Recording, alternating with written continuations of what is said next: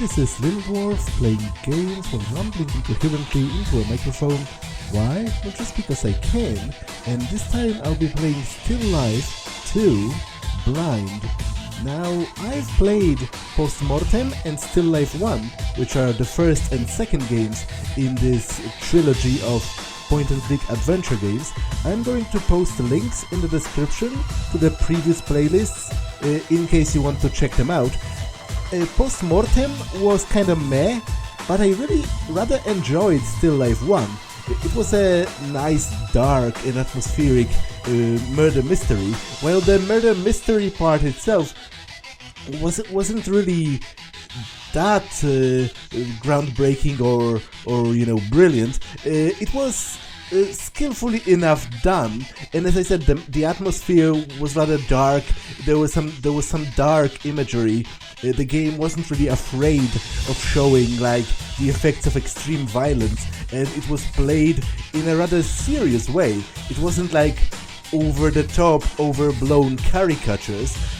So I rather enjoyed Still Life 1, and I'm interested to see what Still Life 2 will bring. I'm going to start a new game because the loudness of the music in the main menu is kind of overwhelming to me, so let's start a new game.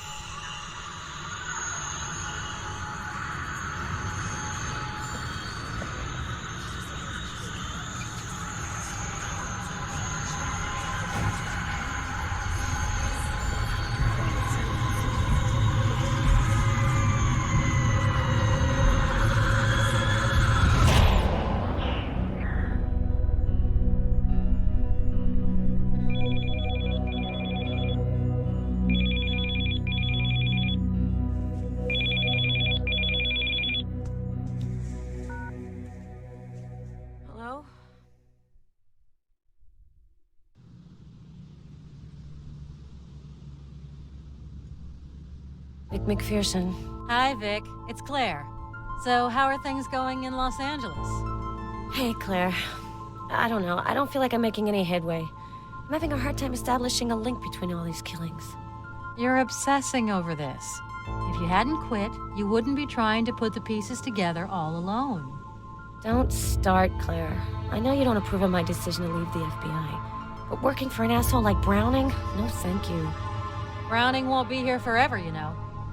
His decision to close the investigation after the mass killer's death wasn't welcomed by everyone in the Chicago Bureau. I don't need to remind you that there's absolutely nothing to prove that the fucker's really dead. He fell in the water when I shot him. I know I hit him. As far as I've heard, his body was never found. No, you're right about that. Of course you've got doubts. But the water flowing under the Tomanova Bridge is ice cold. If your bullet didn't kill him, the cold water would have finished him off. I'd love to be so sure. When I think of all the women he victimized. Have you found any information on the first killer? The one who the Chicago murderer was supposedly copycatting? His name was Ackerman, I think? Yeah, Mark Ackerman, son of Governor Herbert Ackerman. He was locked up in an asylum at the beginning of the 30s after 2 strings of murders. He was never officially found guilty. His father had him hospitalized to avoid the scandal, with the FBI's full cooperation. Corruption never goes out of style. Makes me sick. And the retired inspector, Harrison, the one you wanted to see in California. Did you meet with him? Yeah, he gave me the whole case file for the 1956 investigation. He's convinced that Mark Ackerman was behind this series of murders in Los Angeles. Really? A killer who murders women over several decades, then a copycat who starts it all over again 50 years later? That's terrifying. Yeah, but this case is personal, too. My grandfather got himself embroiled in it. He lost more than just his illusions. I think they made him a suspect. I want to find the truth for his sake, no matter what it costs me. I hope you'll find what you're looking for, Vic. If I can help you in any way. Okay, so it established a couple of things. First of all, this takes place pretty much right after the previous game, and the killer has not been found. It's not been even proven that he's dead, much less who exactly it was. Although I guess, because my theory is that it was my boyfriend, but I guess it wasn't, because he's still around, if I can ask about him. I assume, I am going to choose that, actually. I hope Richard's not harassing you. He's left several messages on my answering machine. He just called me to ask about Mia. He feels responsible for letting her go, giving the killer his opening. I know, he's taking it hard. There's nothing to say that the killer wouldn't have taken him out to get his hands on Mia. Anyway, he misses you, that's for sure. He's looking forward to you coming back. Yeah, so that wasn't him, I guess. It couldn't have been him, because he can't simultaneously be shot and swimming down an ice-cold river and hiding, and also being in regular contact with me. So, yeah, there goes that theory. Where's the investigation at? Is anyone working on it since Browning cut the funding? Officially, the killer is considered dead, so Browning closed the case. He seemed rather in a hurry to put that one to bed. Obviously. There were some pretty well-placed people who used to frequent some of the girls who were killed. Browning's one of them. I wonder what he had to give up to bury the scandal. And I think that I used to work under him. Ugh, makes me sick. What's new at the FBI? Miller still having stomach trouble? Uh-huh. He got sick at the New Year's potluck. Some joker put Tabasco in his salmon canapes. We haven't seen Browning much lately. He's distanced himself from the Bureau since your resignation. It doesn't change much anyway. He was never exactly close to his agents. Yeah, you can say that again. The only place for an ice cube like that is in a glass of whiskey. Do you have any news on Mia, the killer's latest victim? Is she still in the hospital? She's doing better. She's come out of shock. The doctors are optimistic she should be able to go home soon. I went by to see her yesterday. She's gonna leave Chicago. Too many bad memories. I have one last favor to ask, Claire. A big one. I need access to the FBI's database. For your research, huh? Wow, I'm playing fast and loose with the rules a lot lately. I don't want to get you into trouble. Don't worry about me. The access code was changed a few days ago. I'll check it out and text you, okay? Thanks, Claire. I'll let you go now. Talk to you soon. Okay, this is all pretty stupid already, because I never really approved of the protagonist's decision to quit the FBI in the first game, and it doesn't, like, it boggles my mind how she can think this is a good idea.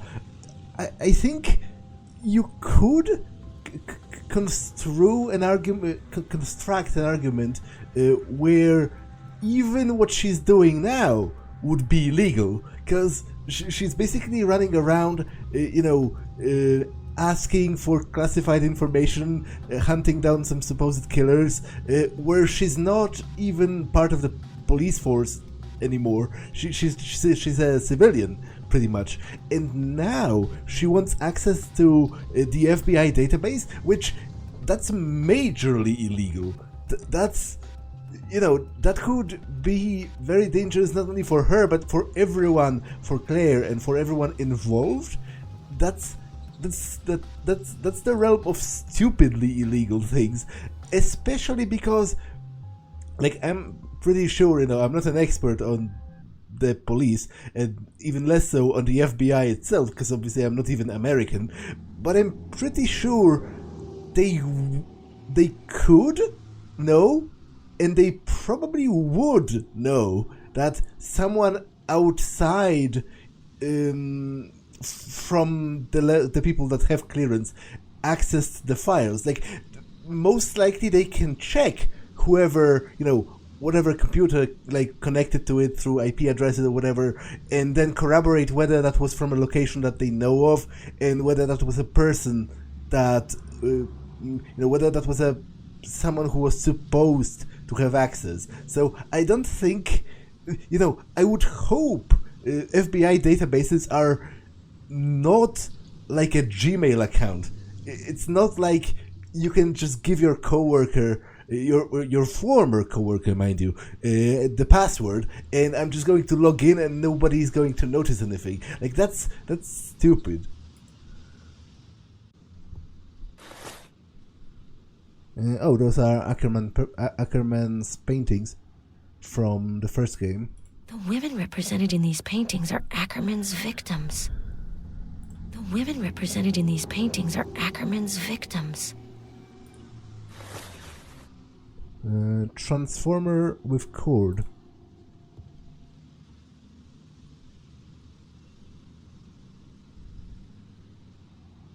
Okay, so I have an inventory. Skill to unlock. Handgun.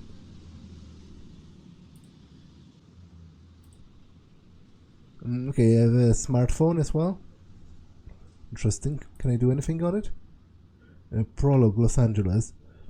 Objectives to confirm. Objectives list. Okay, I have hints in here, which is I will try not to use them, but if I have to, I guess, it's nice that they exist within the game itself. If I get really, really stuck. Connect to the FBI database. Now, is there anything else? Images, sounds, texts. Not for the time being. Messages from Richard. It's Richard. Well, I hope everything's going well in LA. I was sad to spend New Year's Eve without you. Call me back soon. Hi, Vic. It's Richard. I miss you. I'm looking forward to you coming back to Chicago. Love you, sweetheart. Okay, I'm pretty sure they changed his voice actor. He's actually not that young. Well, let's try to review the clues we've got. I'll record my notes onto my smartphone while we go through them.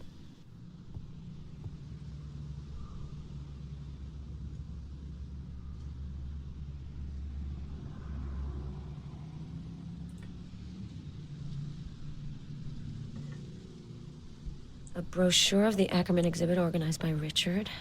There are reproductions of paintings as well as some interesting information.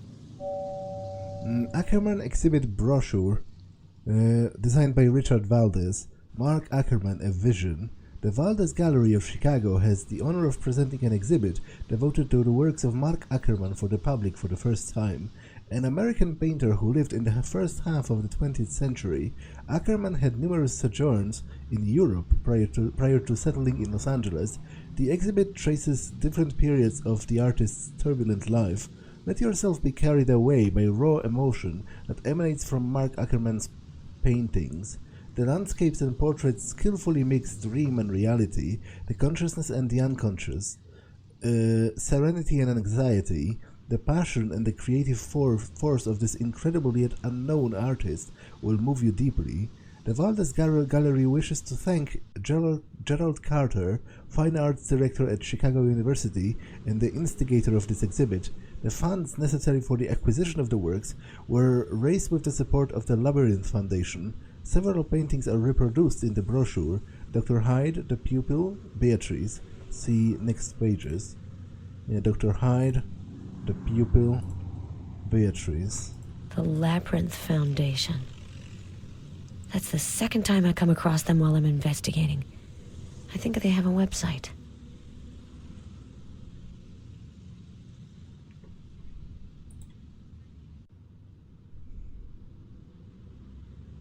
A newspaper clipping dated March 22nd, 1956. The article talks about a fire in the hospital where Mark Ackerman was committed. The clipping was kept by Harrison, a Los Angeles Times article. On the day of March 21st, a fire broke out at the Bromden Institute, a private clinic housing psychiatric asylum, resulting in the death of 10 people. One of the institution's doctors, the famous Dr. Kelly, see photo on the next page, lost his life in the fire. Among the victims was Mark Ackerman, the son of the governor of California, Herbert Ackerman. Committed for over 20 years, Mark Ackerman was one of Dr. Kelly's patients. The police strongly suspect him of being responsible for the disaster. The alarm was sounded by a nurse as she was returning from lunch. If I hadn't gone out to eat with my son Henry, I might have died too. The article adds that the nurse knew the presumed arsonist well, as she had been Dr. Kelly's assistant for many years prior to being transferred to another department. She did not contradict the police's suspicions. Okay, so that was the doctor he painted. He has a rather... This is a very unflattering photo, because, to be honest, this photo looks pretty close to his painting, which was supposed to be, like a demonic caricature, showing his dislike for the man. But he looks pretty unpleasant in this actual photo as well. Now, I think it's probable that he ran away after the fire, because obviously if the bodies were severely burned, it would be difficult to identify them, so he could have arranged for one of the other victims to be passed off as him, especially because I'm not sure what are the exact dates for example, techniques such as referencing dental records. It was in the 50s, so it was a while ago. This nurse, she could certainly be linked to Ackerman. I've got to find out more info about her.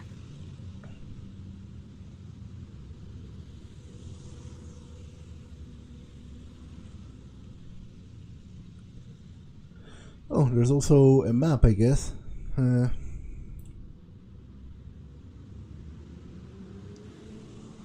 Los Angeles murders file. Harrison gave it to me. His conclusions differ from the official version. A summary of the LA murder case, file compiled by Michael Harrison, LAPD inspector. Between December 1955 and March 1956, 5 prostitutes were found dead on Los Angeles side streets. They had been stabbed and disemboweled. Their bodies have been mutilated and their hands and feet have been severed. See photos on following pages. The murders took place without witness, and not a single revealing clue was found at the crime scenes. The press nicknamed the killer the Los Angeles Ripper and harshly criticized the incompetence of the police. The officer in charge of the investigation, Inspector Harrison, was under great pressure to apprehend the perpetrator quickly. On March 19, 1956, a suspect was finally arrested, 27-year-old Harold Perrin. Perrin was a former patient of the Bromden Institute, a psychiatric hospital. According to the expert appointed by the police, he presented numerous symptoms of mental illness. He had nevertheless been released from the institute 2 years earlier, his mental state having been judged as satisfactory by the doctors. Okay, photos of the victims.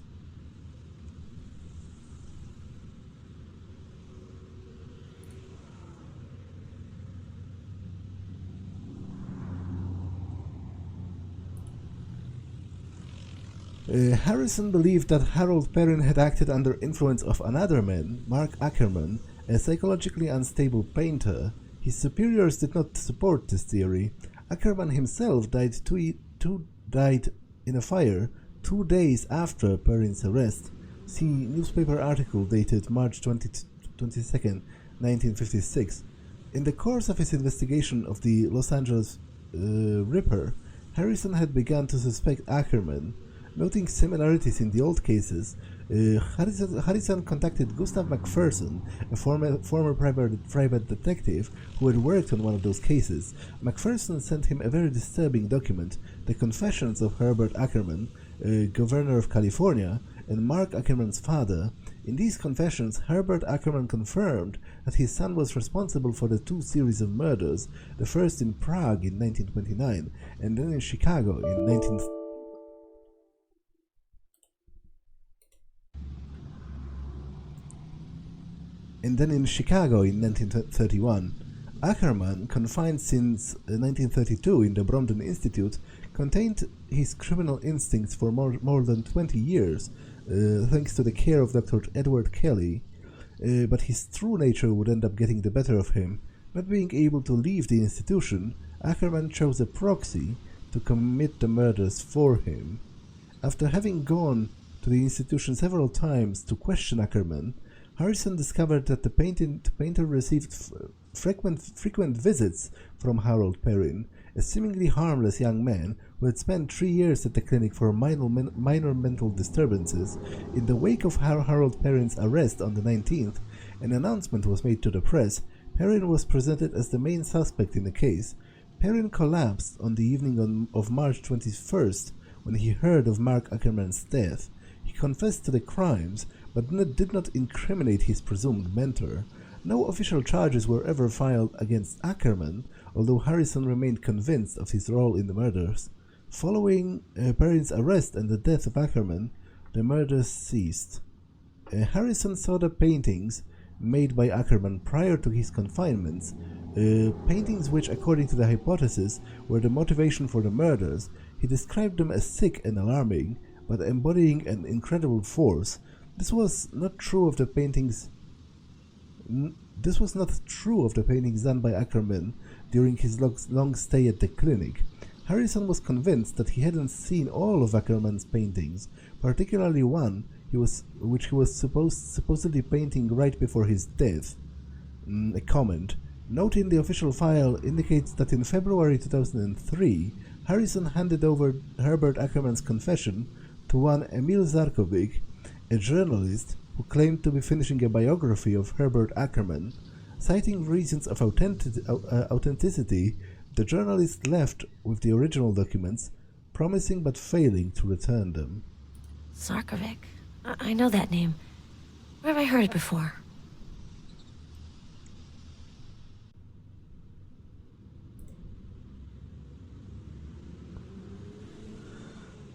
A newspaper article dated March 19th, 1956. It recounts the arrest of a suspect in the LA murders. The LA Tribune article recounts the arrest of Harold Perrin, see photo on the next page, who could be the Los Angeles Ripper, the author of 5 murders which had taken place in previous months. The victims were all young prostitutes. They had been horribly mutilated. Inspector Michael Harrison was the arresting officer. He had tailed Perrin and surprised him as he was spying on another young prostitute. Harold Perrin is at this hour being questioned by Inspector Harrison, who will later hold a press conference to inform the citizens of any progress in the investigation. To finish the article, the journalist makes a comparison with Elizabeth Ann Short's death 9 years earlier. the crimes of the Los Angeles Ripper equal in savagery to the murder of the Black Dahlia. Is there a link between those two cases?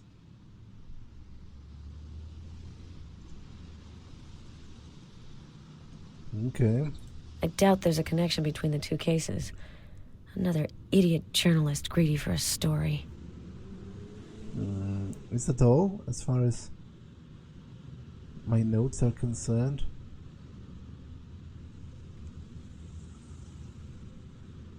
Yeah, I think so. Unread message in the smartphone. Okay.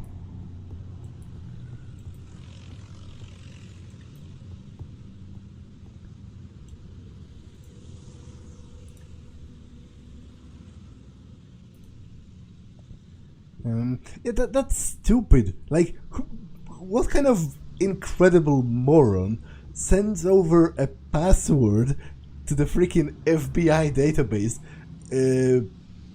via an SMS? And also, it seems kind of stupid to me that you can just access the FBI database from wherever. Like, that seems stupid to me, but you know. Yeah, those are the files from the previous game, actually. A power outlet. The battery's dying. I better plug it in. Ah, okay, so this is the moment. This is the place where it teaches me about using items.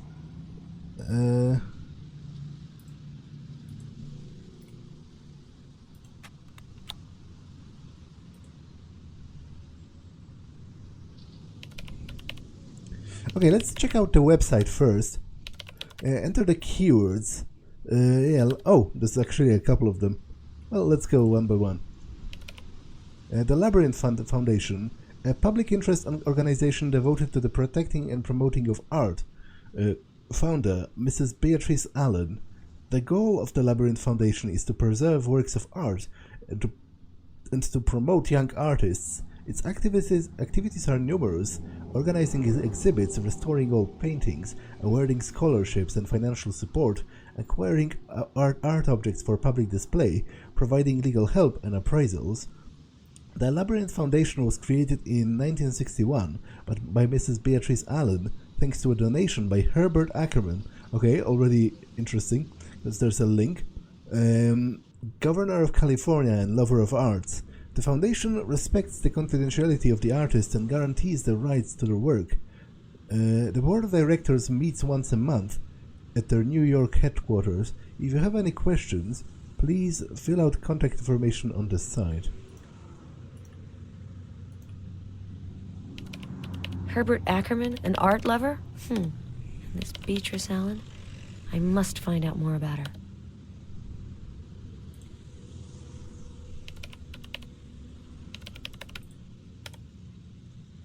Herbert Ackerman, from 1869 to 1958, born in Chicago to a wealthy and politically engaged family, Herbert Clark Ackerman displayed leadership qualities at an early age. As the only child, he lost his parents at the age of 12. He went to live with his uncle in Oregon. He was employed in his uncle's company and sent to Stanford University to pursue a degree in engineering. In 1905, he married the daughter of a San Francisco banker. A year later, his son Mark was born. Unfortunately, his wife was killed during the earthquake that devastated San Francisco. He remarried 9 years later to a young French woman. Working abroad frequently, he was in England when the First World War broke out. Gradually, he abandoned his engineering work for a diplomatic career. For more than a decade, he held diplomatic posts, taking his son with him to various countries in Europe and Asia. At the end of 1929, he returned to the United States and lived for a time in Chicago. 3 years later, he moved to Los Angeles, where he finally settled. It was in California that his political career really took off. He was elected the governor of California in 1949 and re-elected in 1953. He died of cancer in Los Angeles a year after the end of his second term. They all look very sketchy. All of the characters so far. The photos are really rather unflattering. Like, He looks like he's giving someone the evil eye.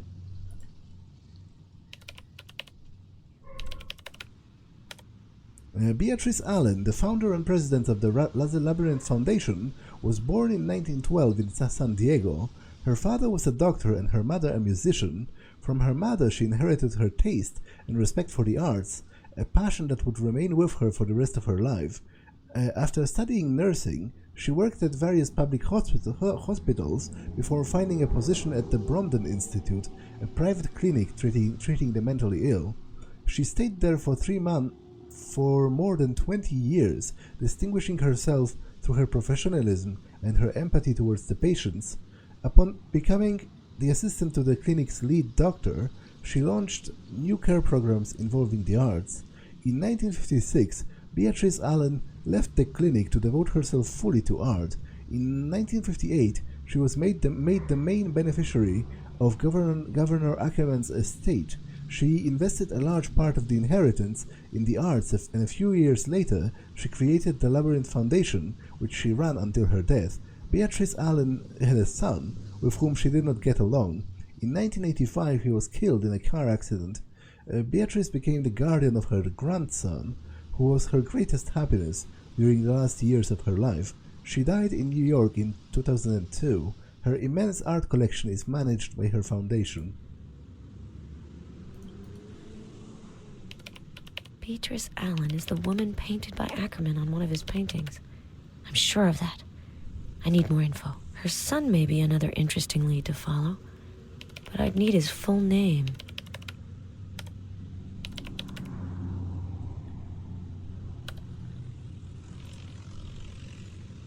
Emil Zarkovich, a Hungarian painter born in 1862, died in 1904. A discreet figure, he was also known in artist circles as a fine pianist.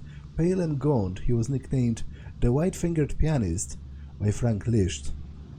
A member of the Hungarian Symbolist school, Zarkovich preferred dark subjects. The painting Death and the Young Girl is considered his masterpiece. That painter's been dead a long time. The journalist must have given a false name.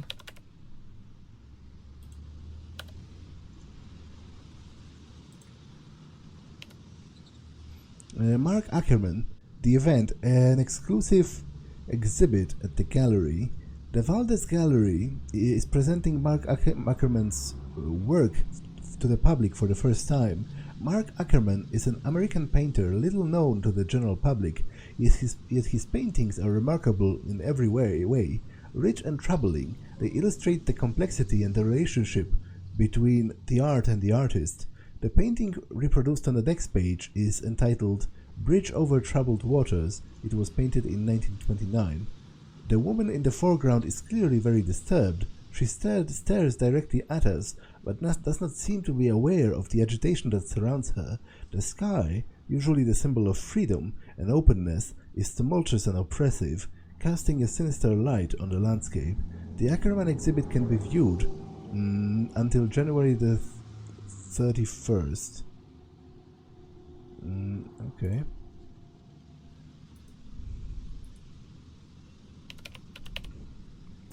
Well, let's log into the freaking FBI, apparently.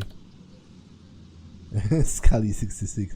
Okay, I need to check it actually, because I don't remember with which it starts. I think it's this, but better check, because if I am going to break into the freaking FBI, I probably should at least avoid doing it, twice and first time doing it wrong. 96HA. Okay.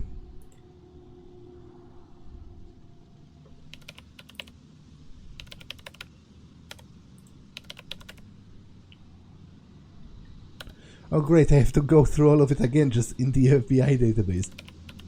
No result on Beatrice Allen. Henry Allen, one match found. Accreditation level 2. Henry Mark Allen, nationality American. Date and place of birth, August 24th, 1940, California. What does it mean actually? that accreditation level 2. Does that mean he works for the FBI? No, he's dead. Date and cause of death: May 19th, 1985, car accident. Charges: insurance fraud, forgery and use of forged documents, possession of narcotics, burglary, domestic violence. Allen was the partner of Maria Angelica Valdez, who died with him in the crash. Allen and Valdez had a child named Richard. Wait. So my boyfriend is Beatrice Allen's grandchild, and he didn't find it important to mention that when I was investigating that whole case? That's pretty suspicious to me. Henry and Maria Valdez.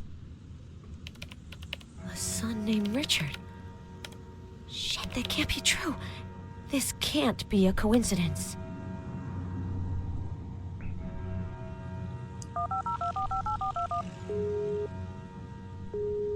I'm not here at the moment, but you can leave a message.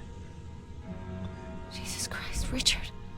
If you're that nurse's grandson, why didn't you ever tell me? I have to get back to Chicago right away and get to the bottom of this. No, I wanted to check the other...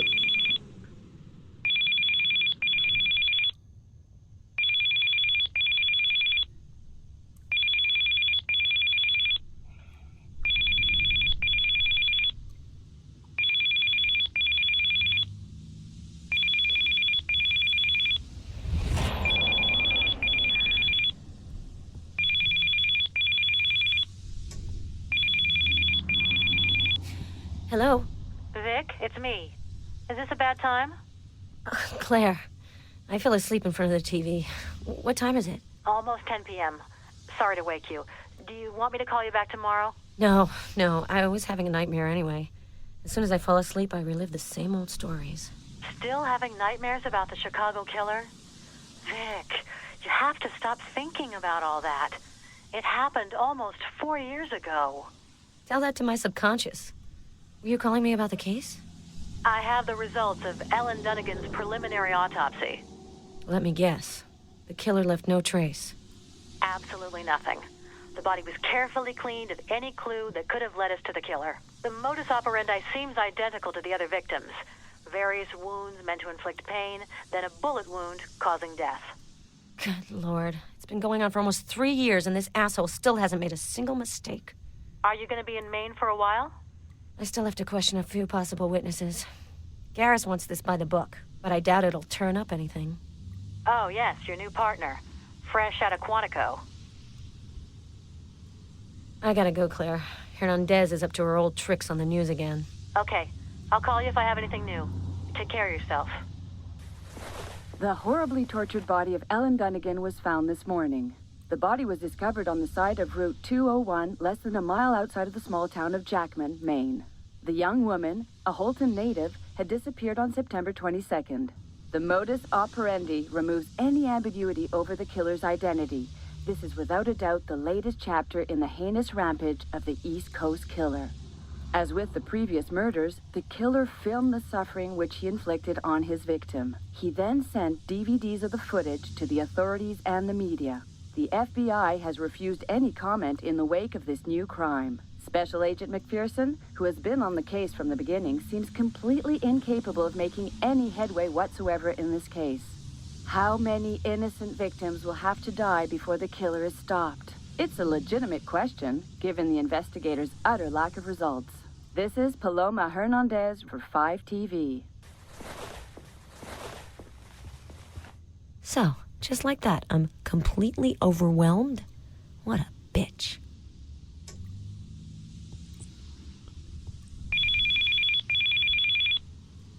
McPherson. This is Paloma Hernandez. Do you remember me, Agent McPherson? Unfortunately, yes. I just saw your mug on TV. One doesn't forget that kind of trauma. Very funny. Listen, I know you don't like my work, but I don't have anything against you personally. I also have people to answer to. and the competition is fierce. Aw, you're breaking my heart, Hernandez. Switch careers. The FBI is hiring. I'm not calling to apologize. I have a proposal for you. Can you meet me at the Bishop Motel in Jackman for a chat? Right. You want me to join your TV games. I'm afraid I'm gonna have to decline your offer. I'm in touch with an informant. He has discovered certain information about the killer. I'm ready to divulge it if you agree to give me exclusive access to the FBI investigation.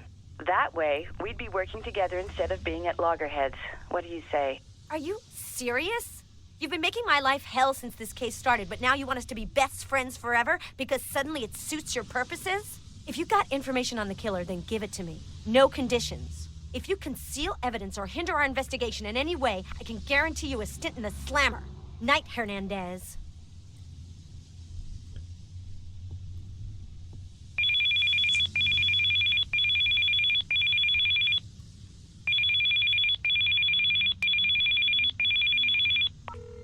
I hate being hung up on.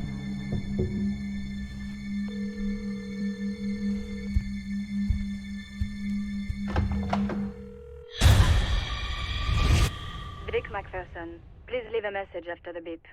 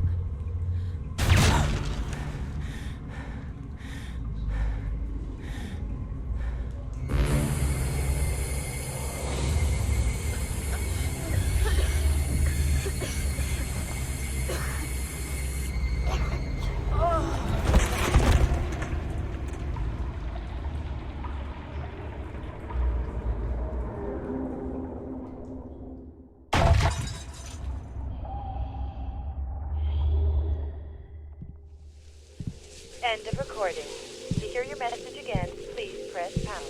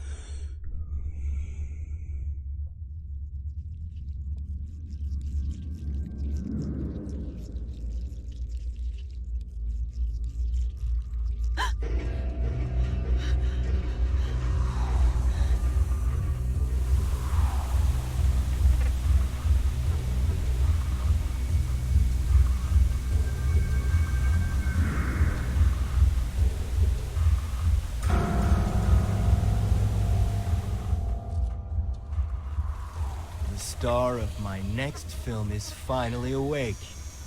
Welcome to my humble abode, Miss Hernandez.